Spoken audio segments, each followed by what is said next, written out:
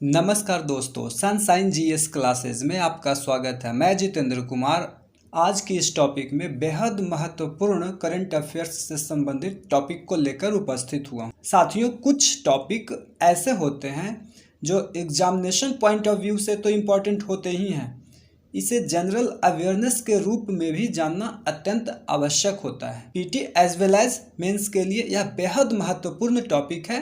Paper pen लेकर के बैठ जाइए और एक प्रॉपर नोट्स बनाइए ताकि आपको एग्ज़ाम के एंड टाइम में आपको प्रैक्टिस करने में सहायता प्राप्त हो। आज के इस सेशन में हम लोग एपीडा से संबंधित जानकारी को प्राप्त करेंगे। आइए आज के इस सेशन को प्रारंभ करते हैं।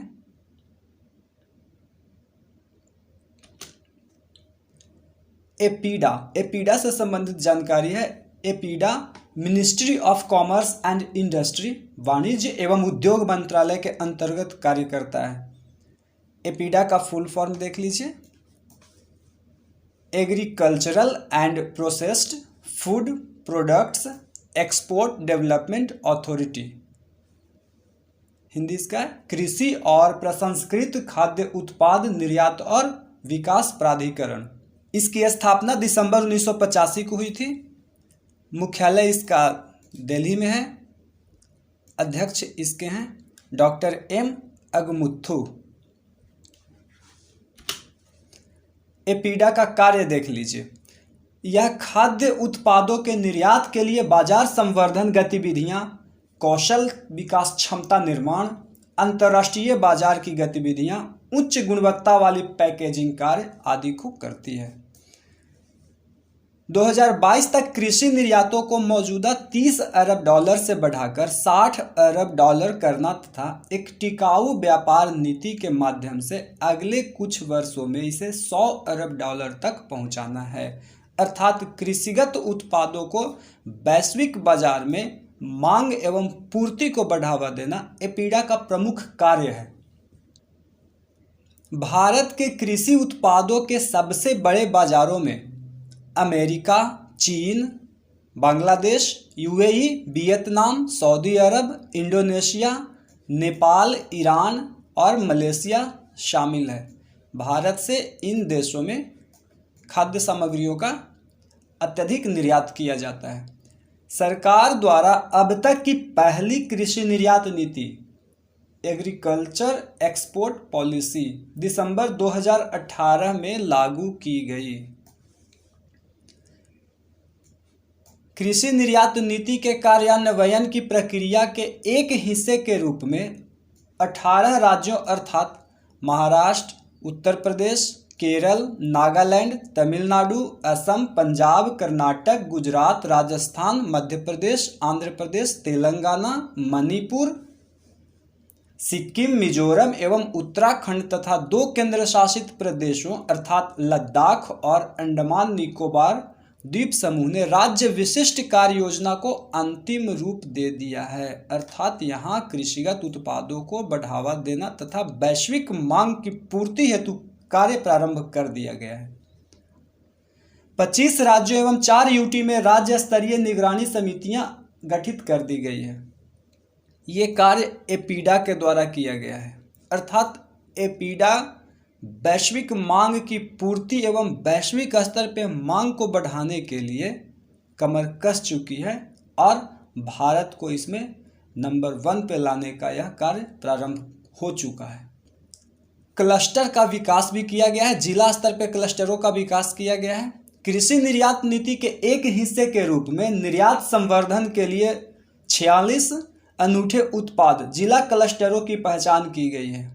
29 क्लस्टर स्तर समितियों का विभिन्न क्लस्टरों में गठन भी किया गया है। वाराणसी क्लस्टर ताजी सब्जी के लिए विकास किया जा रहा है इसका। नागपुर क्लस्टर नारंगी के लिए, लखनऊ क्लस्टर आम के लिए, थेनी क्लस्टर केला के लिए, अनार क्लस्टर सोलापुर महाराष्ट्र में ये अनार क्लस्टर है, आम क्लस्टर आंध्र प्रदेश में, आम क्लस्टर तेलंगाना, केला क्लस्टर गुजरात सूरत, केला क्लस्टर महाराष्ट्र, प्याज क्लस्टर महाराष्ट्र नासिक, अनार क्लस्टर नासिक महाराष्ट्र, निर्यात को बढ़ावा देने के लिए एपीडा द्वारा किए जा रहे कार्य। वर्चुअल ट्रेड फेयर, ये वैश्विक स्तर पे वर्चुअल तरीके से व्यापार मेला का आयोजन करता है। प्रतिवर्ष आयोजन इसका किया जाता है। भारत के विभिन्न दूतावासों में कृषि प्रकोष्ठ की स्थापना की गई है।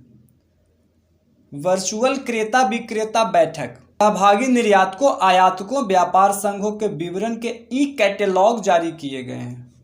ई कैटेलॉग एक ब्रांडिंग होता है, ब्रांड के तहत ही खाद्य सामग्रियों को विदेश में निर्यात किया जाता है। फार्मर कनेक्ट पोर्टल का भी स्थापना किया गया है, जिससे किसानों और गोदाम के बीच में बिचौलियों को कम किया जा सकता है। इसे फार्मर कनेक्ट पोर्टल के माध्यम से दूर दराज के गांव से भी किसानों को एक क्लस्टर तक डायरेक्ट कनेक्टिविटी प्रदान की जाएगी, ताकि बिचौलियों को कम किया जाए और खाद्य सामग्री की कीमत को बढ़ने से भी रोका जाए। आइए इसे विस्तृत रूप से देखते हैं कि कौन कौन सी खाद्य सामग्री को वैश्विक स्तर पर कहां कहां 2021-22 में निर्यात किया गया है। गुजरात का ड्रैगन फ्रूट, इसे लंदन भेजा गया है। गुजरात के कच्छ क्षेत्र के किसानों के ड्रैगन फ्रूट को लंदन निर्यात किया गया, जबकि पश्चिम बंगाल के मिदनापुर के किसानों के ड्रैगन फ्रूट को बहरीन भेजा गया। इससे पहले जून 2021 में महाराष्ट्र के सांगली जिले के तडासर गांव के किसानों के ड्रैगन फ्रूट की एक खेप को दुबई को निर्यात किया गया था। ड्रैगन फ्रूट, जिसे कमलम के नाम से भी जाना जाता है, कमलम की 3 मुख्य किस्में हैं: गुलाबी सफ़ेद, गुलाबी लाल और पीला सफ़ेद रंग वाले ड्रैगन फ्रूट। ड्रैगन फ्रूट का इस्तेमाल jam, ice cream, jelly production, fruit juice, wine आदि में किया जाता है। साथ ही इसे फेस पैक्स में भी यूज करते हैं।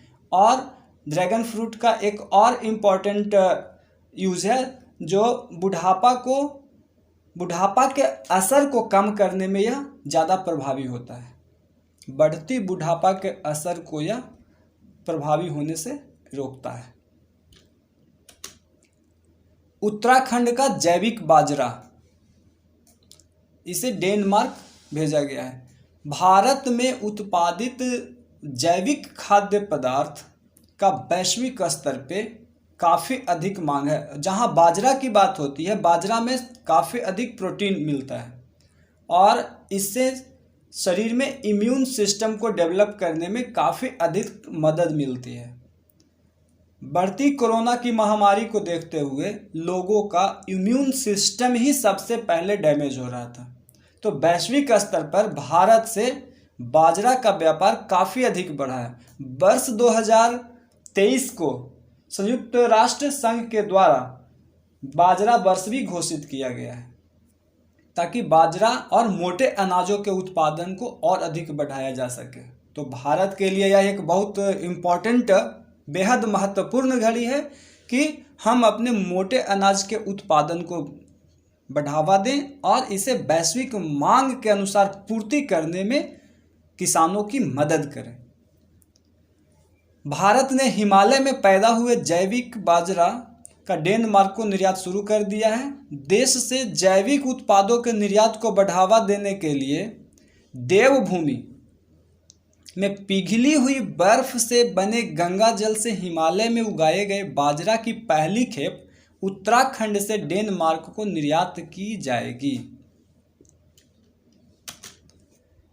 उत्तराखंड का जैविक बाजरा, इससे संबंधित और भी इम्पोर्टेंट बातें, ज्वार, मड़ुआ, रागी इत्यादि फसलों की पॉपुलैरिटी तेजी से विश्व में बढ़ रही है और इन जैविक फसलों की वैश्विक बाजार में भारी मांग है। लोग अच्छे स्वास्थ्य को पाने के लिए मोटे अनाज को अपने खान पान में सम्मिलित कर रहे हैं। यह न केवल स्वास्थ्य के लिए गुणकारी होते हैं, बल्कि इनके और भी कई फायदे होते हैं, जिनके कारण मोटे अनाज की पूरे विश्व में भारी डिमांड है। भारत बाजरा की एक अद्भुत फसल है जिसकी वैश्विक बाजार में बेहद मांग है। नागालैंड के राजा मिर्च, इसे लंदन भेजा गया है। भूत जलोकिया के नाम से भी ये जाना जाता है, राजा मिर्च। नागालैंड सरकार को इस मिर्च के लिए साल 2008 में जीआई टैग यानी जियोग्राफिकल इंडेक्स हासिल हुआ था। असम का तेजपुर और नागालैंड, मणिपुर, मिजोरम का इलाका भूत जलोकिया की खेती के लिए मशहूर है। राजा मिर्च को भूत जलोकिया के नाम से जाना जाता है।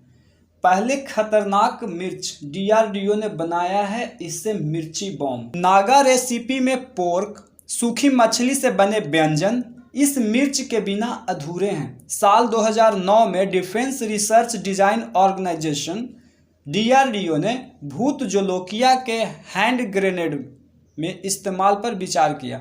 तेजपुर स्थित डीआरडीओ की लैब ने इस मिर्च से प्रेरित होकर एक चिल्ली ग्रेनेड या मिर्ची बॉम्ब बनाया था। त्रिपुरा के कटहल लंदन और जर्मनी निर्यात किया गया। फिलहाल त्रिपुरा में करीब 8,800 एकड़ भूभाग में अनानास की खेती की जा रही है। इसी तरह कटहल के बाग भी 8,929 हेक्टेयर क्षेत्र में फैले हैं। राज्य में पहले से ही ब्रिटेन एवं जर्मनी जैसे यूरोपीय देशों में अनानास का निर्यात किया जा रहा है। इसके अलावा पड़ोसी देश बांग्लादेश को भी अनानास और कटहल का निर्यात किया जा रहा है। असम के नींबू लंदन निर्यात किया गया है। ये अपने वजन और रस के लिए विश्व प्रसिद्ध है। एक नींबू का वजन लगभग 500 ग्राम तक होता है। आयरन से भरपूर लाल चावल असम की ब्रह्मपुत्र घाटी में किसी भी रासायनिक उर्वरक के इस्तेमाल के बिना उगाया जाता है। चावल की इस किस्म को बाओ धान कहा जाता है, जो कि असमिया भोजन का एक अभिन्न अंग है। हरिद्वार की करी पत्ता, भिंडी, नाशपाती और करेला ये दुबई भेजा गया है। गुजरात का भालिया गेहूं केन्या और श्रीलंका भेजा गया है। जीआई प्रमाणित गेहूं में प्रोटीन की मात्रा अधिक होती है और यह स्वाद में मीठा होता है। भालिया फसल प्रमुख रूप से गुजरात के भाल क्षेत्र में पैदा की जाती है। भाल क्षेत्र में अहमदाबाद, आनंद, खेड़ा, भावनगर, सुरेंद्रनगर, भरूच जिले शामिल हैं। गेहूं की किस्म की एक विशिष्ट विशेषता यह है कि इसे बारिश के मौसम में बिना सिंचाई के उगाया जाता है और गुजरात में लगभग 2 लाख हेक्टेयर कृषि योग्य भूमि में इसकी खेती की जाती है। उत्तराखंड में जो नाशपाती, भिंडी, करेला दुबई निर्यात किया गया था, इसमें काफ़ी अधिक मात्रा में जैविक तरीके से उत्पादन किया जाता है। अर्थात भारत में जैविक तरीके से जो भी फसल या खाद्य पदार्थ का उत्पादन किया जा रहा है उसका वैश्विक स्तर पे मांग बढ़ी है। इसी मांग के अंतर्गत उत्तराखंड के इन खाद्य उत्पादों का मांग भी वैश्विक स्तर पे बढ़ा है। बिहार की शाही लीची ब्रिटेन भेजी गई है। बिहार की शाही लीची 24 मई 2021 को हवाई जहाज से ब्रिटेन निर्यात किया गया है और वैश्विक स्तर पे इसका बेहद मांग है। इससे वाइन या शराब भी बनाया जाता है। जम्मू कश्मीर की मिस्री चेरी दुबई भेजी गई। चेरी की मिस्री किस्म को सबसे अच्छी प्रजातियों में माना जाता है। यह स्वादिष्ट तो है ही, स्वास्थ्य के लिए भी बेहद लाभकारी है। मिस्री चेरी में विटामिन, मिनरल और प्लांट कंपाउंड प्रचुर मात्रा में होते हैं। यही वजह है कि इसकी मांग भी ज़्यादा रहती है। उत्तर प्रदेश का जामुन, इसे लंदन भेजा गया है। इसका एक और नाम है जामवंत जामुन। कानपुर में काफ़ी अधिक मात्रा में उपजाया जाता है। जामुन में मधुमेह विरोधी गुण होते हैं। इसमें उच्च स्तर का विटामिन सी और एंटीऑक्सीडेंट होते हैं। साथ ही मानव स्वास्थ्य के लिए फायदेमंद बायोएक्टिव यौगिक भी इसमें पाया जाता है। भागलपुर बिहार के जर्दालू आम अपने स्वाद और खुशबू के लिए विश्व प्रसिद्ध है ये जर्दालू आम। साथियों, ये थी आज की महत्वपूर्ण इन्फॉर्मेशन जिसमें आपको भारत से निर्यात किए गए वस्तुओं के बारे में बताया गया है। 2022 के लगभग सभी एग्जामिनेशंस में देखने को मिलेंगे। जीआई टैग और भारत से निर्यात होने वाले वस्तुओं के बारे में एक न एक प्रश्न जरूर आते हैं। आइए आज के इस सेशन को यहीं पे समाप्त करते हैं। मिलते हैं अगले सेशन में एक नए प्रमुख टॉपिक के साथ। तब तक के लिए धन्यवाद। Thanks for watching my video.